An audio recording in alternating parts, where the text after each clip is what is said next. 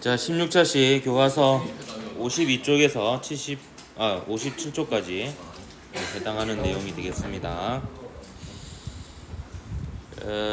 연력학 제1법칙에 대해서 배워볼 텐데요. 이제 오늘부터가 이제 연력학의 시작이라고 보면 되겠고요.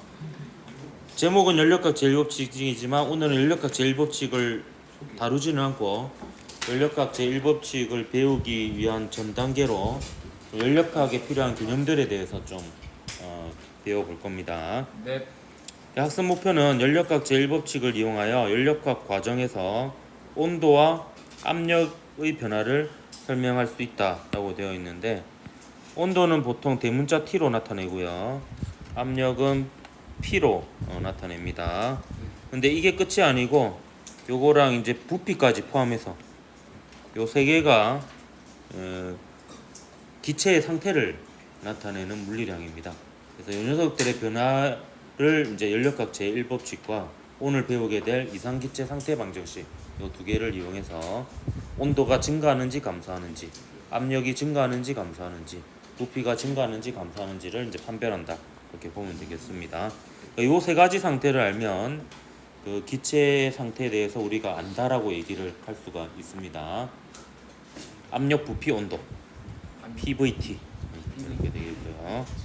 그 중에서 우선 온도에 대해서 먼저 정의를 내려볼게요. 연력학에서 알아야 할 개념들입니다. 자, 온도는 영어로 템퍼러처죠.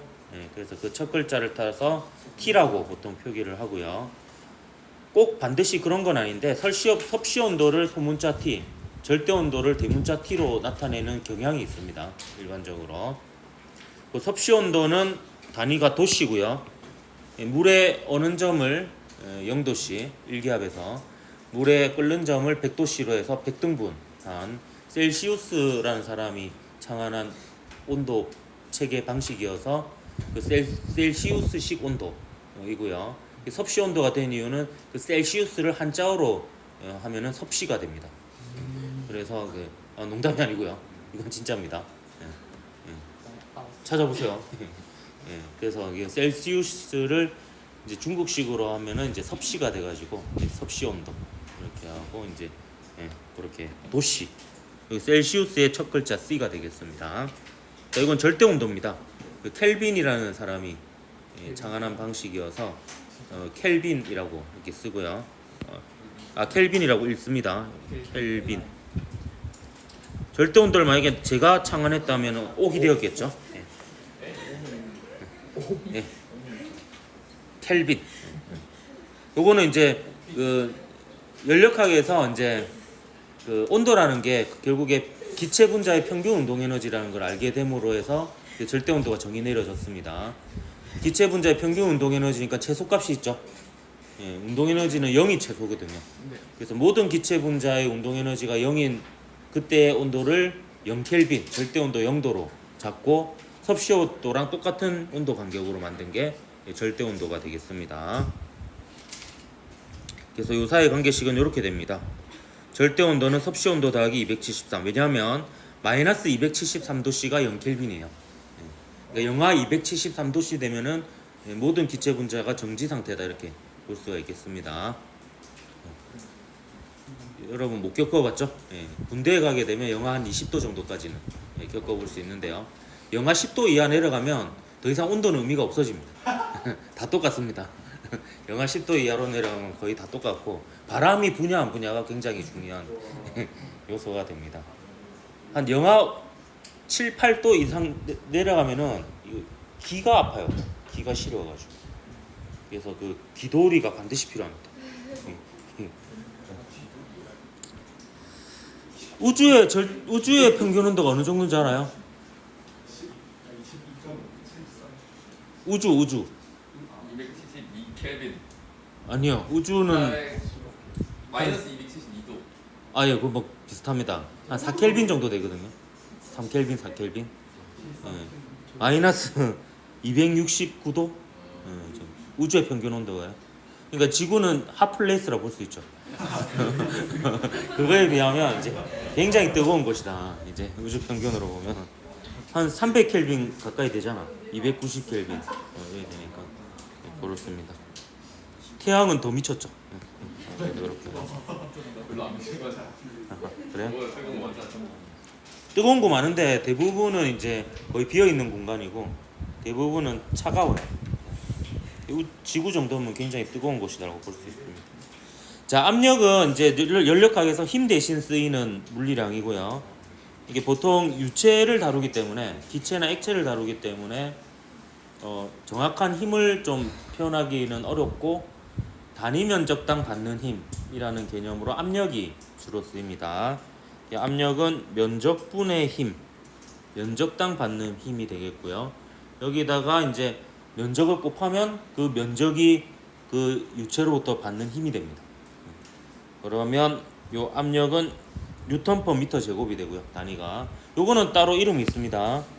수학자이자 과학자이기도 한 이 파스칼 이래 이름을 따서 PA라 쓰고 파스칼이라고 있습니다.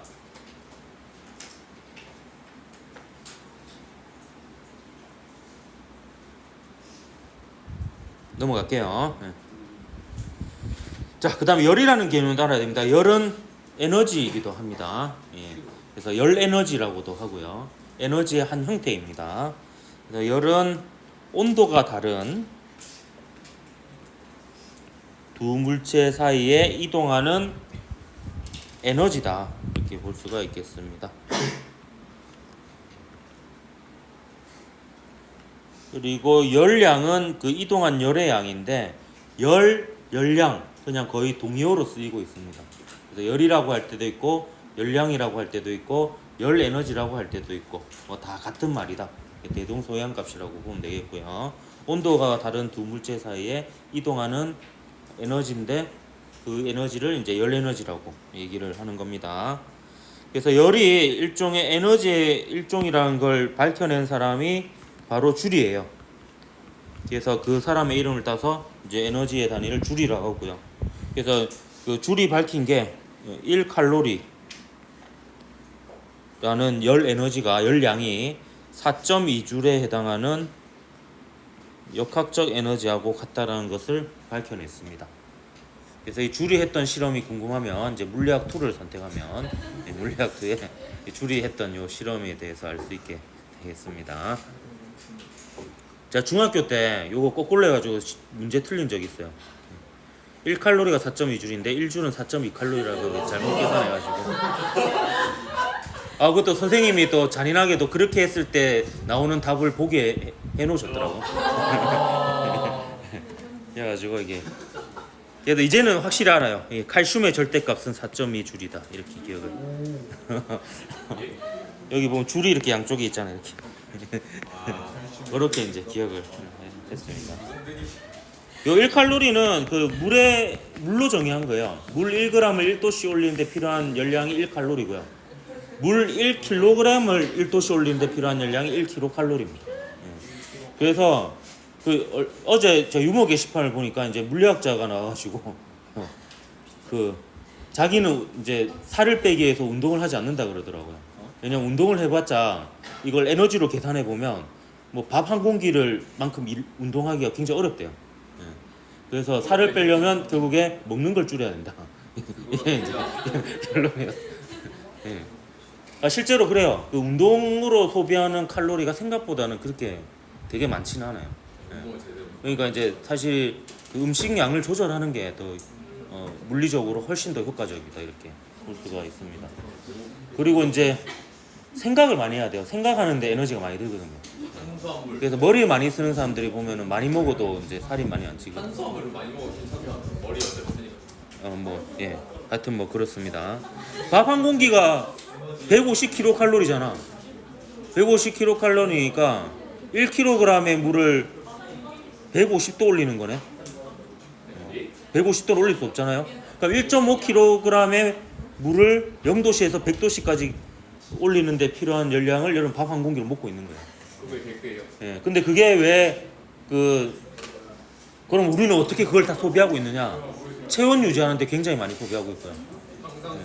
예. 그다음에 이제 머리 쓰는데 많이 소비하고 있고. 그래서 그 잠잘 때 소비하는 그 칼로리가 TV 볼 때보다도 더 많다 하더라고요. TV나 스마트폰 볼 때가 제일 에너지를 적게 쓴대요. 진짜요? 하루 종일 TV 그 정도로 머리를 안 쓰는 거죠. 자는 것보다도 머리를 안 쓴다. 그러니까 얘는 바보가 되는 거야. 스마트폰. 어디 가요, 애들이? 그러니까 잠자는 것보다도 생각을 안 하는 게 이거 스마트폰 쇼트 이렇게 보는 거다. 어디 가요? 예? 에너지가 다 열 에너지로 대부분 나오죠. 결국에는 발산을 하게 되는 거죠. 자, 열평형 상태 얘기해 보도록 할게요. 이거는 이제 시간에 대한 온도 그래프인데요. A는 처음에 온도가 이랬고요. B는 이랬습니다. A가 온도가 더 높죠. 그러면 열은 온도가 높은 쪽에서 낮은 쪽으로 흘러가요. 그래서 얘는 에너지를 잃어요. 에너지를 잃고 온도가 내려갑니다. 그리고 온도가 기체 분자의 평균 운동 에너지거든요. 그래서 얘는 온도가 내려가고 얘는 열을 받아서 온도가 올라갑니다. 그래서 이 일이 언제까지 일어나느냐? 온도가 같아질 때까지. 온도가 같아지면 더 이상 이제 열의 이동은 없다라고 볼 수도 있는데, 좀 더 엄밀히 얘기하면 열이 순간적으로 이동할 수 있는데 왔다리 갔다리 하면서 거의 이동이 없는 것처럼 보이는 동적 평형 상태가 됩니다. 근데 그 동적 평형, 정적 평형을 시험에 물어보지는 않을 거고요. 물리학에서는 대충 그냥 열의 이동이 없다 이렇게 보면 되겠습니다. 자, 온도가 높은 물체와 온도가 낮은 물체가 접촉하면 온도가 높은 물체에서 온도가 낮은 물체로 열이 이동하여 결국 두 물체의 온도는 같아집니다. 이때 양방향의 열의 이동이 균형을 이루어 열의 이동이 없어 보이는 열평형 상태가 됩니다.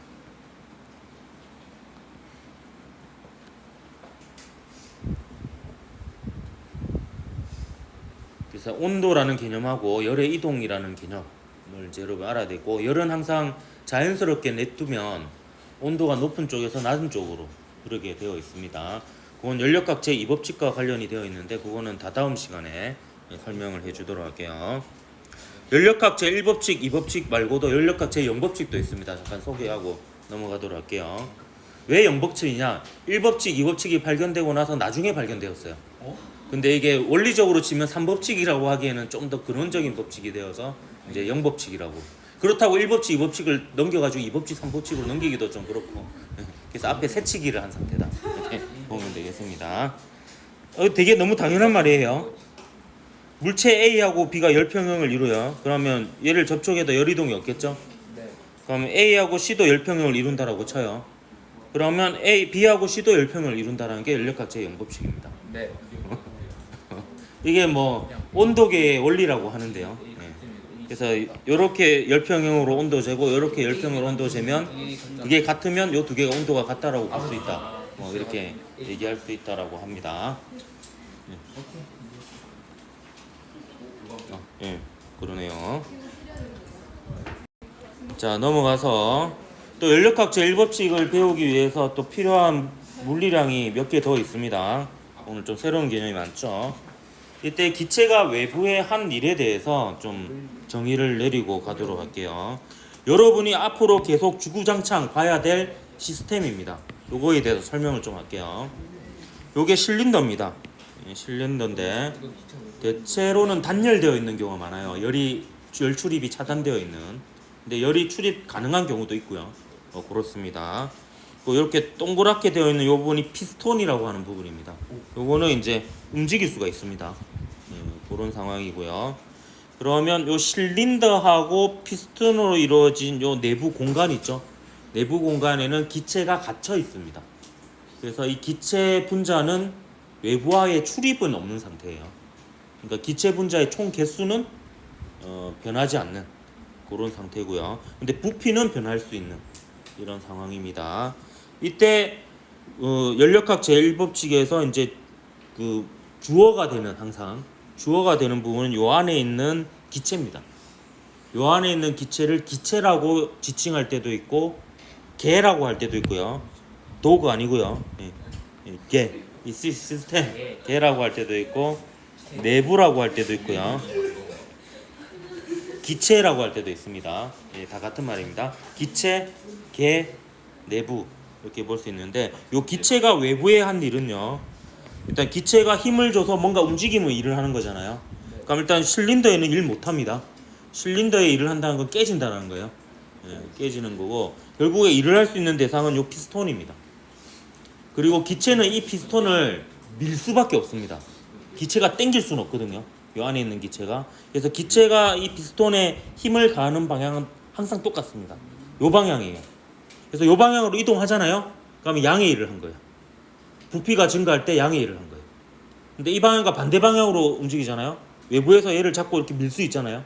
그럼 이때 기체가 한 일은 음의 일이 됩니다. 왜냐하면 오른쪽으로 힘을 가하는데 왼쪽으로 움직이게 되는 거거든요. 근데 얘가 요만큼 델타 S만큼 이동했다라고 칩시다. 치면 이 기체가 한 일은 일의 정의에 따라서 F 곱하기 델타 S가 됩니다.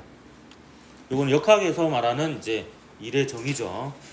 근데 여기서 우리가 압력에 대해서 정의를 내렸습니다. 압력은 면적당 힘이죠. 면적당 힘이기 때문에 요거 대신에 힘 대신에 PA 압력 곱하기 면적을 여기다 집어넣을 수가 있습니다. 그러면 식이 이렇게 됩니다. PA 델타 S가 돼요. PA 델타 S. 근데 여기서 요 부분을 제가 묶어서 한번 생각해 볼게요. A 델타 S. 자, A 델타 S는 요 면적 곱하기 요거예요. 요 면적 곱하기 요거니까 요만큼의 부피죠. 근데 요만큼의 부피가 뭐냐면 나중 부피 빼기 처음 부피에 되어서 부피의 변화량이 됩니다. 부피의 변화량. 그래서 압력이 일정할 때 기체가 외부에 한 일, 즉 기체가 피스톤에 한 일은 압력과 부피 변화의 곱과 같습니다. 그래서 연력학에서는 일을 힘 곱하기 거리로 하지 않고 압력 곱하기 부피 변화로 이제 정의를 내려서 씁니다. 단 압력이 일정할 때. 근데 압력이 일정하지 않을 때는 FS 그래프에서 면적을 구해서 구했듯이 압력 부피 그래프에서 면적을 구하면 이제 압력이 일정하지 않을 때 기체가 외부에 한 일이 되겠습니다. 그래서 일반적으로 기체가 한 일은 압력 부피 그래프에서 면적이다 이렇게 볼 수가 있겠습니다. 자, 예를 들어 보도록 할게요. 밑에 자, 압력이 일정하면서 부피가 팽창할 때예요.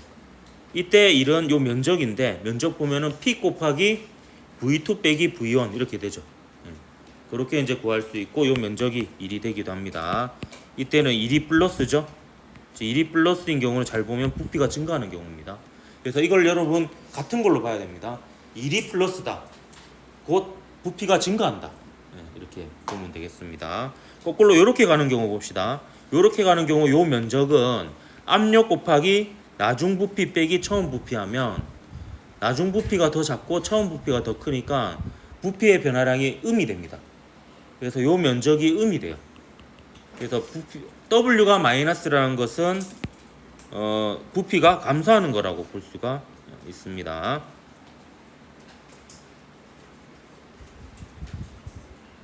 그래서 요거의 의미는 부피 증가, 요거의 의미는 부피 감소. 왜냐하면 여러분이 결국에 구해야 될 것은 기체의 압력과 부피와 온도의 변화예요. 온도의 변화인데 그 부피의 변화는 요 1의 부호로 추측할 수도 있다라는 겁니다. 1을 계산해서 플러스면 부피가 증가, 1을 계산해서 마이너스면 부피가 감소. 거꾸로 부피가 증가하면 1은 플러스예요.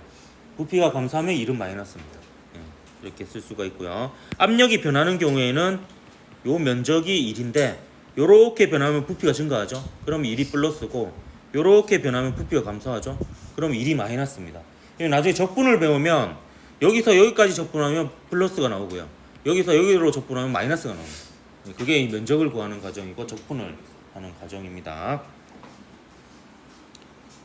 자, 이제 하나 남았습니다.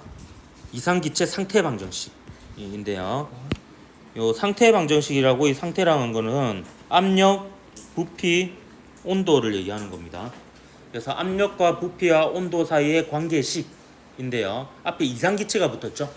이상기체는 뭐냐 하면 이상적인 기체를 이상기체라고 합니다. 이상적인 기체. 어떻게 이상하냐 하면 일단 크기 무시합니다. 크기 무시하고요. 입자들 사이에 충돌에 의해 전달되는 힘 이외에 모든 다른 힘들은 다 무시합니다. 전기력, 중력 이런 거 다 무시합니다. 예, 무시무시하죠. 예. 그리고 아무리 온도를 낮춰도 액체나 고체 상태가 되지 않습니다. 아 근데 실제로 거의 그렇게 유사하게 행동하는 기체가 있어요. 있어요? 예, 산소.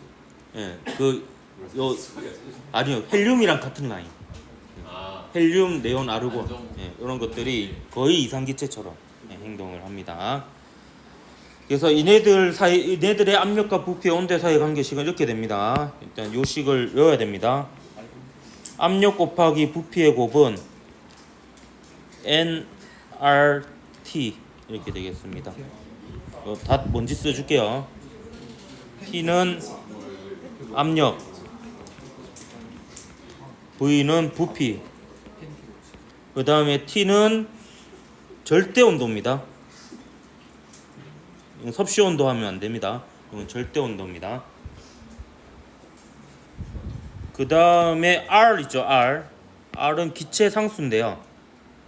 요거는 기체의 종류하고 관계없이 모두 같습니다. 기체 상수는요. N이 문제죠. N이 제일 어려운 건데요. N은 몰수입니다. 예. 예, 몰수는 어떻게 정의되어지냐면 아보가드로 수 분의 실제 분자의 개수예요. 알려줘. 화학을 하는데. 이것도 적어줄게요. 다 적어놓고 설명할게요. 이거는 아보가드로 수예요. 6.02 곱하기 10의 23승계. 아보카도. 이게 1도 1기압 15도씨에 22.4리터 안에 들어있는 기체 분자의 개수인가? 저 팩트 체크 안 해봤어요. 오래돼가지고 기억이 안 나는데 하여튼 이게 아보가드로 수라고 정의되어지는 특정 온도, 특정 압력, 특정 부피 속에 들어있는 기체 분자 개수인데 이 기체 종류하고 관계없이 똑같거든요. 그게 아보가드로 법칙이거든요. 예. 그게 6.02 곱하기 10이 23승계. 아, 좋은 것 같아요. 예. 예. 한때 이게 저희 집 현관 비밀번호였거든요. 진짜요? 와. 예, 뭐 그런 식으로. 예. 예. 601023 뭐 이렇게. 예. 그럼 이제 기억이 안 나면 아보가드로 수를 찾아보는 거. 중력 상수일 때도 있고 뭐 상수로 이렇게 바꿔가면서. 요 N은 뭐냐면 N은 N몰의 분자, N몰의 기체 안에 있는 분자수입니다. 그러니까 이제 1몰이라는 거는 아보가드로 수만큼 있다는 거고 2몰이라는 거는 아보가드로 수의 2배만큼 있다는 거고 0.5몰이라는 거는 아보가드로 수의 절반만큼 기체 수가 있다는 겁니다. 근데 물리학에서는 여러분 그 물리학원에서는 어느 정도 알면 되냐면 얘가 그냥 기체 분자의 개수를 뜻하는 물리량이다. 여기 이제 갇혀 있는 실린더 안에 있으면 얘가 안 변한다. 이 정도 알고 있으면 됩니다. 이게 자세히는 알 필요 없고요. 외우는 방법은 뭐 PV는 NRT, PV는 NRT, PV는 NRT, PV는 NRT 이렇게 한 1000번 정도 외치면 외워지는데 그래도 그 여러분 위에 학년에 어떤 애가 외우는 방법 알려주더라고. 피부는 노랗다. 피부는 노랗다.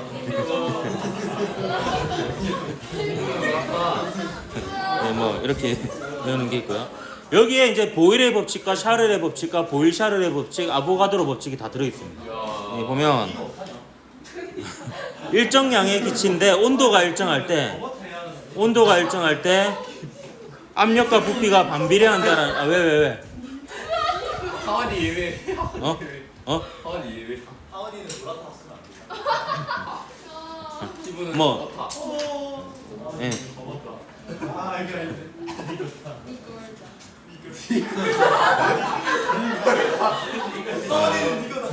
예. 자, 온도가 일정할 때 부피하고 압력은 반비례합니다. 일정한 온도일 때 부피가 커지면 압력이 작아지죠. 요게 이제 보일의 법칙이에요. 샤를의 법칙은 압력이 일정할 때 기체의 부피는 온도에 비례한다는 거거든요. 압력이 일정할 때 얘하고 얘는 비례하죠.